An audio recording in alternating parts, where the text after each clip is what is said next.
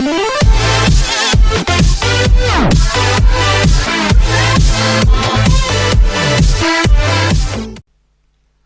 friends, I am Vinay and in this video lecture we will learn use of being।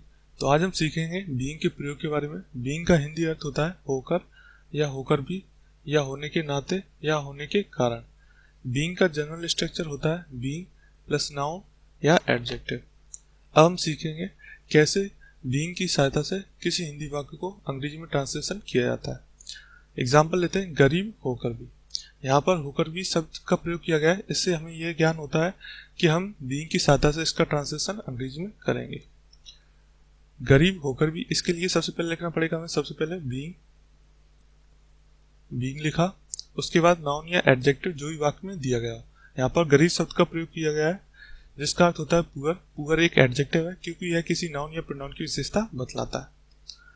Poor लिखा।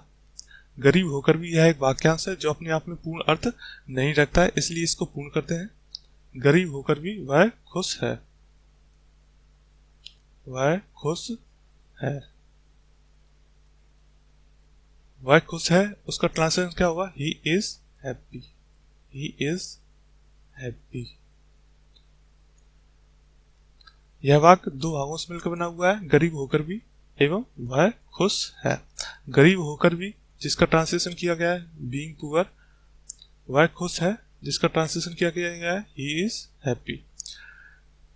इस structure में बाद वाला वाक्य कोई भी टेंस, कोई भी स्ट्रक्चर हो सकता है। वह खुश है, इसके स्थान पर कोई भी वाक्य या कोई भी स्ट्रक्चर हो सकता है। उसकी वजह से बीइंग पर कोई प्रभाव नहीं पड़ेगा। अब हम सीखते हैं बीइंग का एक नया स्ट्रक्चर, जिसमें सबसे पहले सब्जेक्ट को लिखते हैं प्लस बीइंग प्लस नाउन या एडजेक्टिव। एग्जाम्पल लेते हैं राम गरीब होकर भी। इसमें सब्जेक्ट को ऐड कर दिया गया। गरीब होकर भी जिसका हम पूर्व में अध्ययन कर चुके हैं, उसमें राम शब्द को और ऐड कर दिया गया। इसका ट्रांसलेशन करने के लिए हमें सब्जेक्ट को लिखना पड़ेगा। सबसे पहले सब्जेक्ट क्या है? राम। उसके बाद बीइंग, उसके बाद नाउन या एडजेक्टिव जो भी वाक्य में दिया गया हो। यहाँ पर गरीब शब्द का प्रयोग किया गया है जो कि एक एडजेक्टिव है, उसको लिखेंगे मीन्स गरीब मीन्स पुअर। राम गरीब होकर भी, यह एक वाक्यांश है जो अपने आप में पूर्ण अर्थ नहीं रखता है, इसलिए इसको पूर्ण करते हैं। राम गरीब होकर भी वह मेरी सहायता करता है। वह मेरी सहायता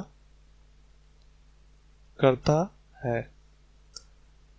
करता है, ये हुआ पूर्ण वाक्य। वह मेरी सहायता करता है, यह प्रेजेंट डेफिनेट टेंस है।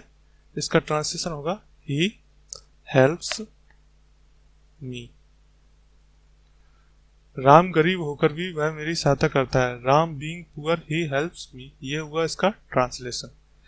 वह मेरी सहायता करता है, इसके स्थान पर कोई भी टेंस हो सकता है, कोई भी स्ट्रक्चर हो सकता है। इसकी वजह से बीइंग पर कोई प्रभाव नहीं पड़ेगा, मीन्स पहले वाले भाग पर कोई प्रभाव नहीं पड़ेगा। अब हम सीखते हैं बीइंग के पैसिव वॉइस के बारे में। बीइंग का पैसिव वॉइस का स्ट्रक्चर होता है on plus being plus verb की थर्ड फॉर्म। पहचान होती है या जाने पर। एग्जाम्पल लेते हैं बुलाए जाने पर। यह एक हिंदी का वाक्यांश है जिसके अंत में ये जाने पर आए हैं, जिससे यह पता चलता है कि इसका ट्रांसलेशन बीइंग के पैसिव वॉइस से होगा। इस हिंदी के वाक्यांश के अंत में या जाने पर या ये जाने पर आए हैं, इसलिए इसका ट्रांसलेशन बीइंग के पैसिव वॉइस से होगा। सबसे पहले लिखेंगे ऑन। ऑन लिखा, उसके बाद बीइंग लिखते हैं, उसके बाद वर्ब की थर्ड फॉर्म। वर्ब क्या है? बुलाना। बुलाना मीन्स कॉल। कॉल की थर्ड फॉर्म कॉल्ड। यह एक वाक्यांश है, इसको हम पूर्ण करते हैं। बुलाए जाने पर वह नहीं आया। वह नहीं आया, यह हुआ पूर्ण वाक्य। वह नहीं आया, इसका ट्रांसलेशन होगा पास्ट इंडेफिनिट से ही डिड नॉट कम। वह नहीं आया, यह एक पास्ट इंडेफिनिट टेंस है, इसलिए हमने ट्रांसलेशन करते समय भी पास्ट इंडेफिनिट टेंस का यूज किया है। बुलाए जाने पर वह नहीं आया। On being called he didn't come, he did not come, यह हुआ इसका ट्रांसलेशन। तो आज हमने सब सीखा बीइंग के कुछ स्पेशल स्ट्रक्चर्स। आई होप ये वीडियो आपको पसंद आया होगा। यदि इस वीडियो से संबंधित आपको कोई डाउट है प्लीज़ कमेंट कीजिए, मैं उसका जरूर रिप्लाई करूंगा। एवं इस वीडियो को लाइक, सब्सक्राइब एवं शेयर करना मत भूलिए। Thank you for watching this video.